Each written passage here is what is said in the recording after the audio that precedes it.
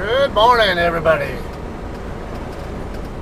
Alright, we are back in San Bernardino now, southbound 215 at the 210 interchange. Getting ready to go underneath the 210. I don't know why this guy pulling the FedEx trailer didn't just go around me if he's that impatient to get by me. So, you know, there's another lane you could have used. APG Trucking out of Rialto. Alright, anyway, I just came off home time,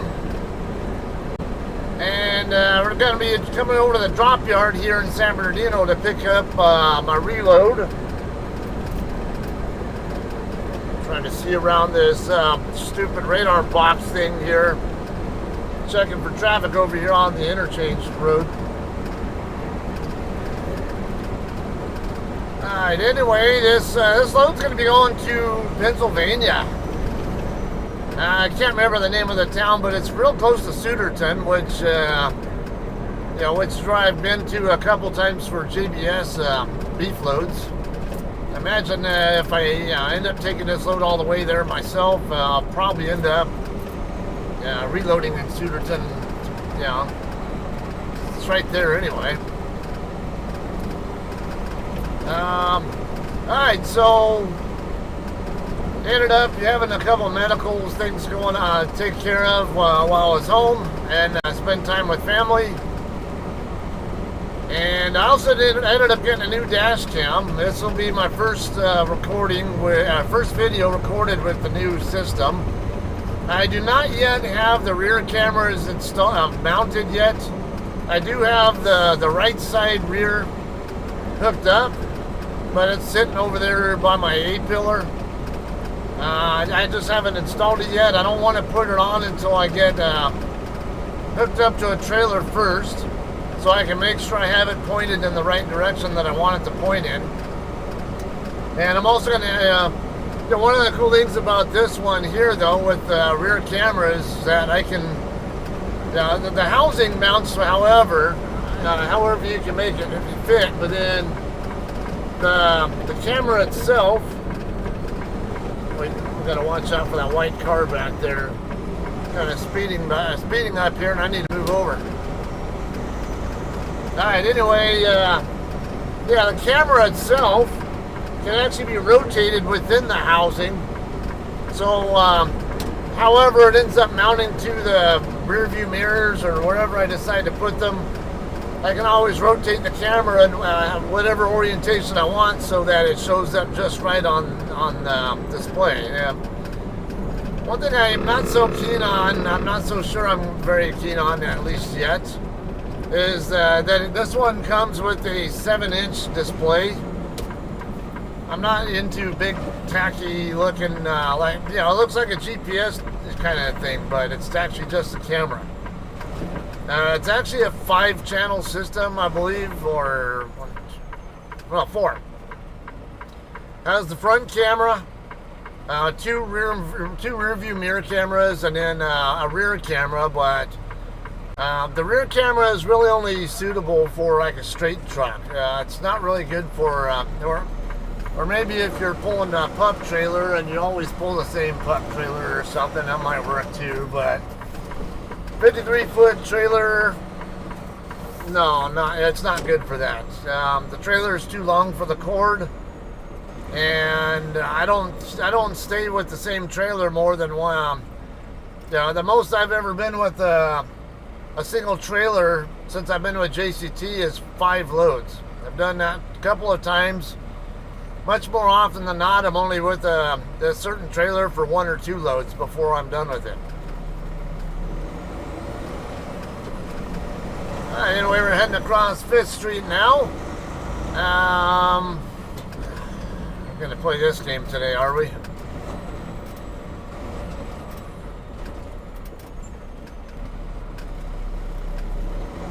Alright, so we got an In-N-Out Burger right here.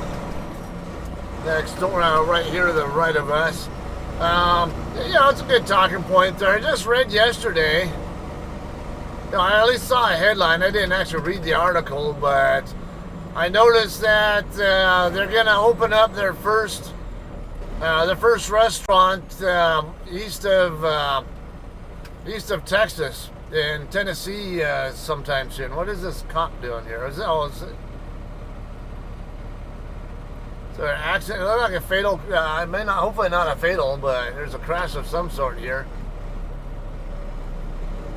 All right. I guess he's going. Oh no! No.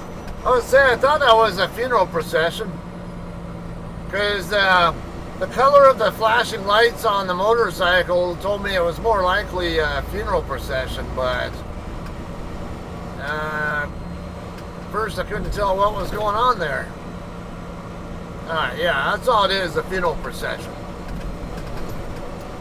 Yeah, I didn't bother to take a look at where in Tennessee this In-N-Out Burger is going to be, or the locations are going to be, but yeah, if you live in Tennessee and you're a fan of In-N-Out or want to try In-N-Out because you've never been to California and have never had In-N-Out before or something along that line, well, you might not have to wait much longer there. Now, so just keep your eyes posted for that.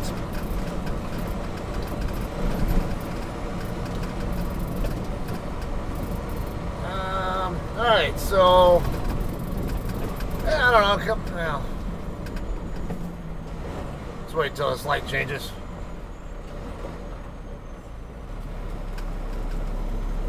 Alright, kind of getting by downtown, the courthouse area right here. Just, the Superior Court is only about a block or two south of us right here.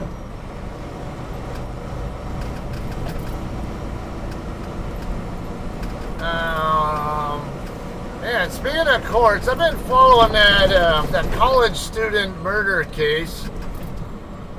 You know, one where Bryan Kohberger is the suspect that was who was arrested for killing those 4 college students in Idaho. I guess he ended up finally making it over to Idaho and showing up for court there, I guess, but saw something in there in the news saying I guess he was making some small talk with the officers who were transporting him from Pennsylvania back to Idaho, and he had actually said something about being sad for the victims. I'm like, you feel sad for the victims, but you killed them all? Okay. You know, well, you wouldn't have had that problem if you would have freaking not killed any of them. I don't get that. And I saw another article, I guess some girl who went on a Tinder date with him. Sounded like 7 years ago. Basically, he said he was kind of creepy. Something about, man, I can't even remember what the details were, but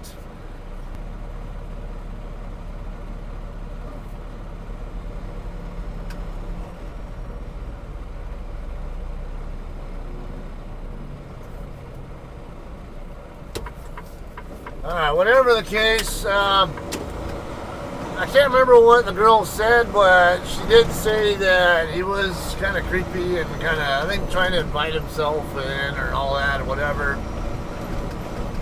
And I guess she pretended to be sick and be throwing up. So I guess she got up and went to the restroom and, you know, was acting like she was throwing up. Didn't come out of the bathroom, and then yeah, I guess he came up to the bathroom for a minute and then ended up telling her that, hey, I gotta get going or something along that line.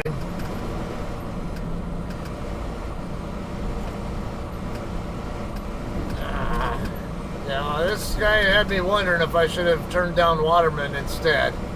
I tend to prefer going this way because there's less traffic lights here.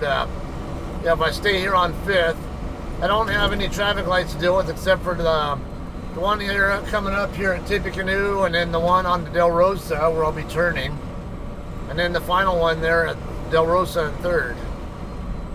Yeah, we're in a 40 zone. This guy's only doing 33, so it's definitely one of those frustrating times here. Alright, another thing here. Does any of you guys, I don't know, everyone has their own views on this, but this is my personal opinion. You go on Facebook and if you block people over silly stuff, you're fucking chicken shit. I can understand sometimes blocking scammers, spammer accounts, whatever, or people who just don't know when to quit. Don't know when to shut up, and they won't stop bothering you. But when someone just has a different view as you, well, yeah, it doesn't have to be political. It can be anything. Yeah. But it seems like very commonly it's political. I don't normally talk politics on my Facebook at all, but I got a number of friends who do. And now I don't know if they're saying immature, childish stuff about politicians or political parties or people who who support certain parties or whatever. They end up, maybe they get blocked because they just don't know how to be adult about their political views. But case in point, we had a guy not too long ago here, my fellow JCT driver who I was friends with even. Now I had posted something in one of our groups. And I had no idea that I was part of the lawsuit where JCT got sued by somebody for, I guess, misclassification of their position. Like they should have been an employee and not a 1099 contractor. I disagree with that view personally, but this was a class action lawsuit. I had no idea it was part of it. So all of a sudden I'm at the house a few weeks ago, and all of a sudden I get this check in the mail for a very healthy amount, pretty decent amount, and I was like, whoa, where'd this all come from? And it turned out it was part of that class action suit, and well, it's already been paid. JCT already paid, basically settled the case out of court. They already paid the law firm a certain amount of money, whatever the settlement was for. I don't know. I don't really give a shit. I know it can easily be found online. Well, I don't even. Sometimes settlements out of court, they don't normally, they don't always or normally ever disclose the exact amount of the settlement. So I don't know that would even be able to be found on there. Whatever the case, though, the money had already been paid out to the lawyer who won the case, or who settled with them, whatever. Not won the case. You can't win a case if you're settling. A settlement only means that it costs the defendant in the case less money to just pay out a certain amount of money and call it a no win, no lose, whatever kind of stalemate, whatever you call it, situation, without involving the court, than what it would be to hire lawyers and actually battle it out in courts, and then add in whatever damages you risk having to pay if you end up losing the case as the defendant. So, we're coming up on the drop yard here. By the way, let me get checked in here. Look, I've got 4 JCT trucks parked here. 4120, Delta 4495, L4243 Charlie, and L4263 Bravo. 4263 Bravo. I want to say I saw that guy here the other day. Alright, get checked in here. It should be just real quick here, though. I'm telling anyway.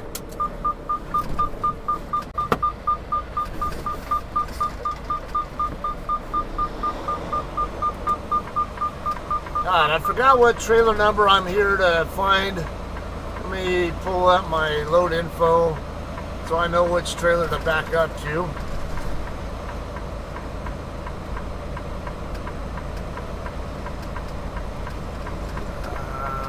6719.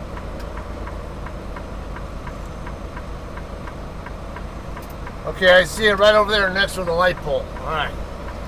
Which is right next to where the Thermo King guy is working. or a carrier guy, whatever he is. The trailer repair guy who works here in our yard. He's up again in front of the trailer that's right next to mine.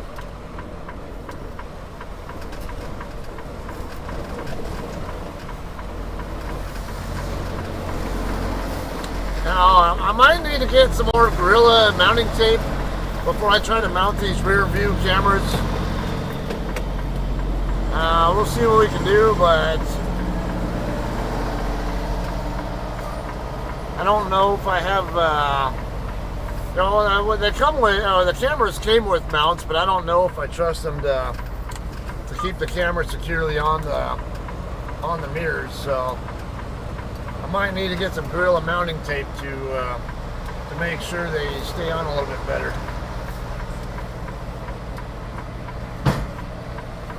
Alright, I like to have a little bit more pressure on that than I do, so let's raise the airbags up. Yeah, now we got good pressure.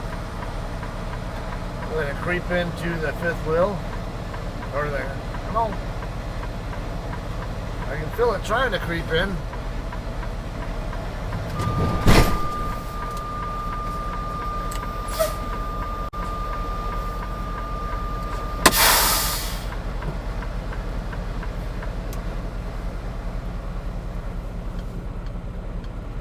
Alright, so I'm going to head outside and pre-trip this. Before I do, though, I'm going to go ahead and maybe do a little show and tell real quick, just to show you what what I'm working with here on this camera system. In case you're curious what kind it is. I forget what it's even called. Comes in a pretty big ass box, though.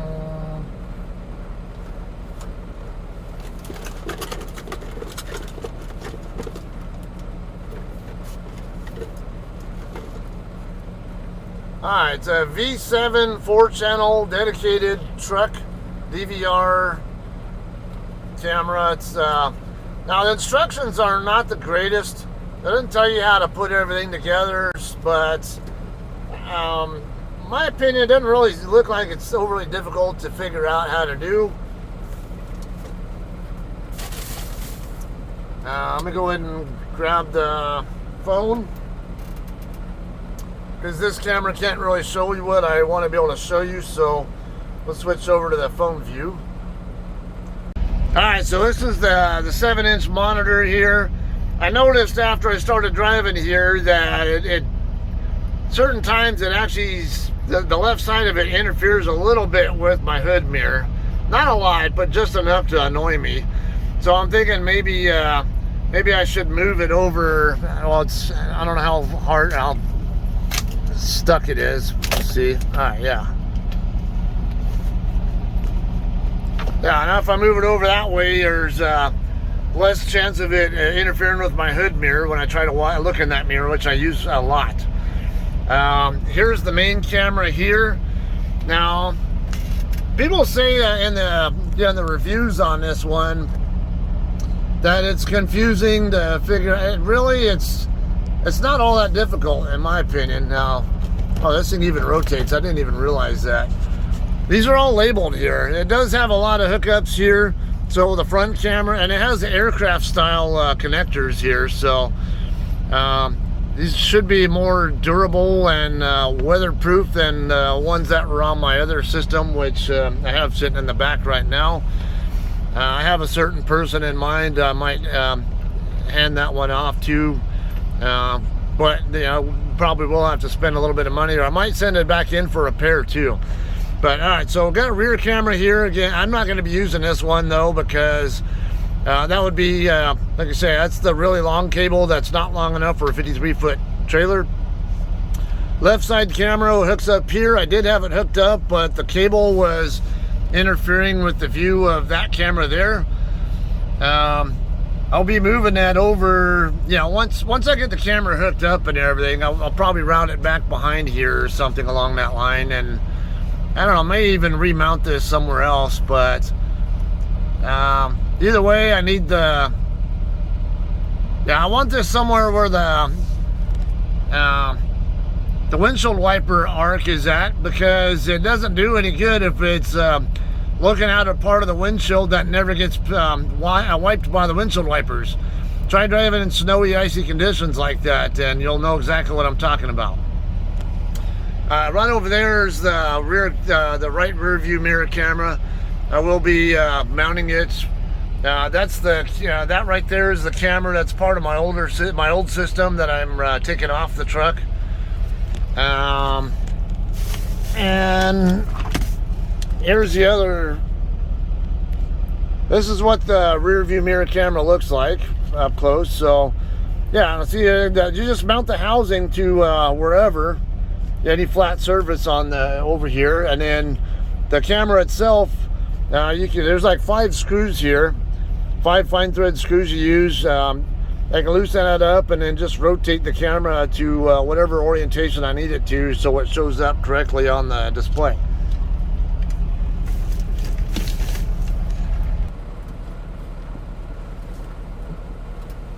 Alright, so anyway, I'm going to get pre-trip on this, send a loaded call and all that kind of stuff, and I'll get rolling here, and I'll get ready to end this one.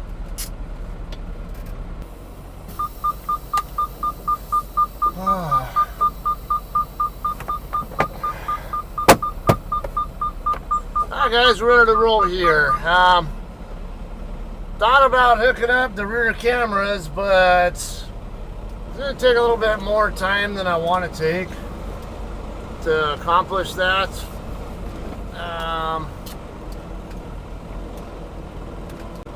Trying to make sure my tail doesn't hit that light pole.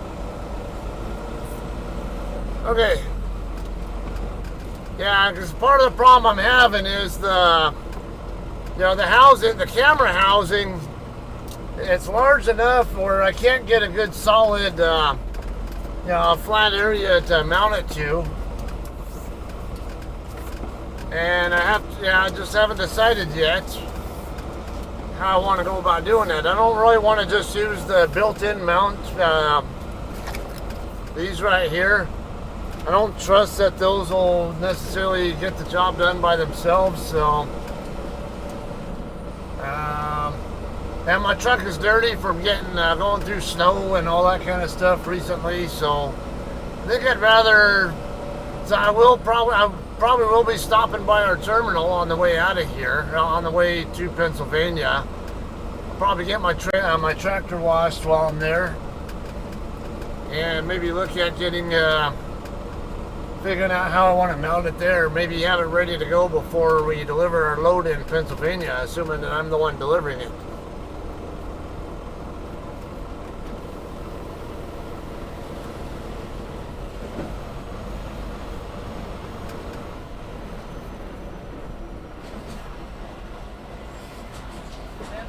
Loaded. Okay.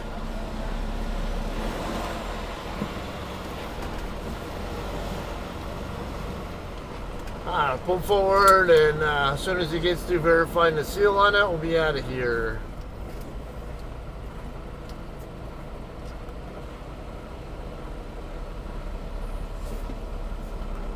Alright, let's get out of here. Alright, so I don't need to make this video too excessively long for you guys. I just want to give you an update on what's happening and let you know what's going on, where I'm heading to next, and all that kind of good stuff. I just love it when I get little hiccups. Not. Speaking of, I guess there was a guy who lived 68 years and had the hiccups. Oh, no wonder it won't go faster. I still have the suspension raised. I forgot about that. Anyway, this guy, I guess, lived his entire 68-year life, or whatever it is, having hiccups persistently, never stopped. I cannot imagine having that. It's like, that would suck. I don't know why that would even happen, but I don't know. It's crazy, whatever the case might be.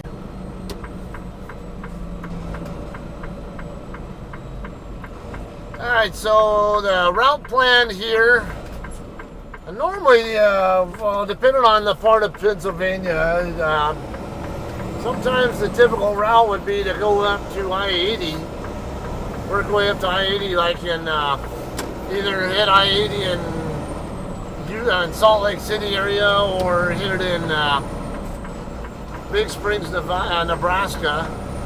I can't use the Big Springs route because that goes across Ville Pass and all that in between the Utah, Colorado line and Denver on I-70 to get out that way, and I can't go through there this time of year. The other way would be to take I-40 out to Oklahoma City, and then I-44 from Oklahoma City out to, there's a dead skunk there, from OKC up to St. Louis, then I-70 from St. Louis out to out past Indianapolis. Yeah, it definitely smells like skunk. And then get on, what is it, I-76. Take that, and that's basically the Penn Turnpike. Take that out to Carlisle, Pennsylvania. And then what is it, 80 across or whatever. It's been so long since I've regularly run through Pennsylvania, so I forget the way the highways are arranged there, but something along that line. There are a couple of different ways into that area, actually. Yeah, in between between Philadelphia and Allentown. Allentown is, I don't know, maybe a couple hour-ish, if even that, drive northwest of Pennsylvania. What's that, I-476 that it's off of? If I recall, something along that line. So, yeah, it's that latter route is the way I'm going to go, or at least to get in the general area. I'll verify along the route which way to actually get to which way is the best way to get to that area between Allentown and Philly. While I'm in routes through there, because no matter what, I know I'll be taking most likely be taking 40 at least to Oklahoma City, if not further. Like I said, I could end up taking 70 across from St. Louis. I guess another way you could consider going would be a 40 all the way out to just past Knoxville, Tennessee, and then get on I-81 north from there and take the 81 north all the way up into Pennsylvania. But not such a big fan of going that way. I'd rather take go up 44 and across 70 to generally cover that. 81 has plenty of truck traffic, but it also has some slower truck speed limits in some areas there that I'd rather avoid. So that'll be the plan of attack. Not to mention, if I go along the route to our drop yard, our terminal, whatever, I can get my truck washed, and if it turns out, because I am going to be running far enough ahead of schedule, there's a possibility I could swap off the load somewhere. Maybe even drop it in our Sapulpa yard and pick up something else coming back this direction or something. You never know. So I can't say for sure that I will take it all the way into Pennsylvania. Maybe I will, maybe I won't. Whatever the case, hopefully the next video, next pickup delivery type vlog you see from me, I will hopefully have these rear cameras mounted and ready to go for you. The other thing I was wanting to do with these rear cameras too is have them set up so they don't wiggle around and stuff and get out of alignment with how I want them. They do have a yellow cord that hooks up. That you can hook up the turn signals. And that way when you activate the turn signal, it actually automatically switches your view, I guess, to that particular camera on the display or something. But I really don't care about that part. I want them all to be recorded all the time. I'm only needing them for my vlogging stuff. So I don't really care what shows up on this display here. I could not even care less if that display was there in the first place, to be honest with you. As long as I can do what I want with it, you know, once I'm done saving the data and all that, then I'll be happy camper.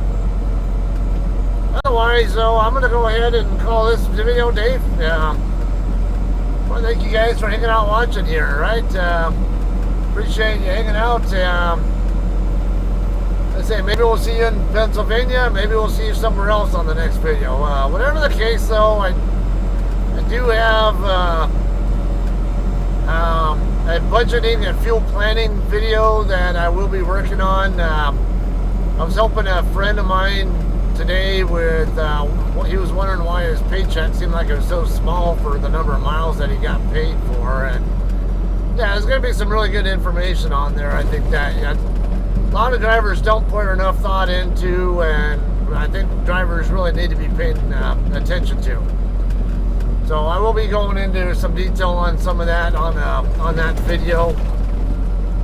Hopefully it gets to be some good educational content for some of you guys on there. Alright, otherwise, we'll see you all in the next video, right? You all have a great day. We'll see you later.